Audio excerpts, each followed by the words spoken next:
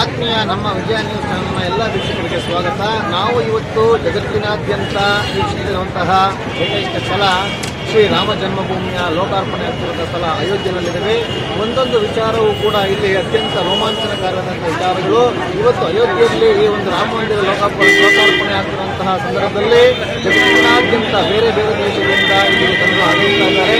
ಒಬ್ಬರಿಗಿಂತ ಒಬ್ಬರು ಬಹಳ ಉತ್ಸಾಹದಿಂದ ಶ್ರೀ ರಾಮನಾಮವನ್ನು ಜಪಿಸ್ತಾ ಇದ್ದಾರೆ. ಹಾಗೂ ಇವತ್ತು ಈ ಒಂದು ರಾಮ ಜನ್ಮಭೂಮಿಯಲ್ಲಿ ಈ ಒಂದು ರಾಮನ ಪ್ರತಿಷ್ಠಾಪನೆ ಆಗುವಂತಹ ಕಾರಣಕ್ಕಾಗಿ ಇಲ್ಲಿನ ಪೊಲೀಸ್ ಬಂದೋಬಸ್ತ್ ಆಗಲಿ, ಮಿಲಿಟರಿ ಬಂದೋಬಸ್ತ್ ಆಗಲಿ ಅತ್ಯಂತ ಅಚ್ಚುಕಟ್ಟಾಗಿ ಬಹಳ ಶಿಸ್ತಿನಿಂದ ವ್ಯವಸ್ಥಿತವಾಗಿ ಅದನ್ನು ಮಾಡಲಾಗಿದೆ. ಅಯೋಧ್ಯೆಯಲ್ಲಿ ನಡೆದಿರುವಂತಹ ಸಂಪೂರ್ಣವಾದ ಮಾಹಿತಿಯನ್ನು ವೀಕ್ಷಿಸ್ತಾ ಇರಿ ನಿಮ್ಮ ವಿಜಯ ನ್ಯೂಸ್ ಚಾನೆಲ್ನಲ್ಲಿ.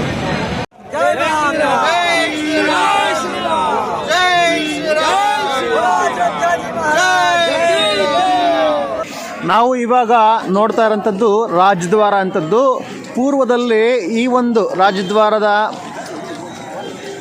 ಒಳಗಡೆಯಿಂದ ಪ್ರವೇಶ ಮಾಡ್ತಿರತಕ್ಕದ್ದು.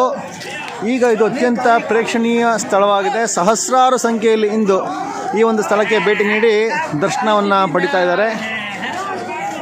ರಾಜದ್ವಾರ ಎಂಬಂತಕ್ಕಂಥ ಸ್ಥಳ ಇದು.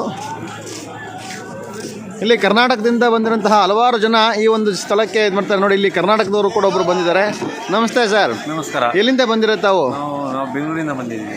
ಹೇಗೆ ಅನಿಸ್ತಾ ಇದೆ ಇಲ್ಲಿ? ತುಂಬ ಚೆನ್ನಾಗಿದೆ ಸರ್, ತುಂಬ ಚೆನ್ನಾಗಿದೆ. ನಮಗೊಂದು ಸಂತೋಷ ಸುದ್ದಿ ಅಂದರೆ ಹೆಮ್ಮೆ ಅನ್ನಿಸ್ತಾ ಇದೆ. ಯಾವ್ಯಾವ ಜಾಗಗಳನ್ನೆಲ್ಲ ನೋಡ್ತಾ ಇದ್ದೀರಾ ಸರ್ ಇಲ್ಲಿ? ಇಲ್ಲಿ ಸರ್ ಕಮಲ್ ಭವನ್ ಅಂತ ಇದೆ. ಓಕೆ. ಮತ್ತು ರಾಜ್ ಕಪೂರ್ ಒಂದು ರಾಜ, ಮತ್ತು ಇನ್ಯಾವ ಒಂದು ಇನ್ನೊಂದು ಯಾವುದೋ ಸರ್, ಇನ್ನೊಂದು ಯಾವುದೋ ಅಂದ್ರಲ್ಲ ಪ್ಲೇಸ್.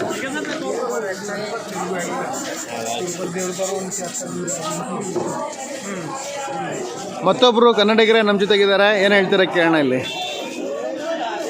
ಬೆಂಗಳೂರು ಕಂಪೇರ್ ಮಾಡಿದ್ರೆ ಇಲ್ಲಿ ತುಂಬ ಚಳಿ ಐತೆ, ಜನಗಳೂ ತುಂಬ ಇದ್ದಾರೆ.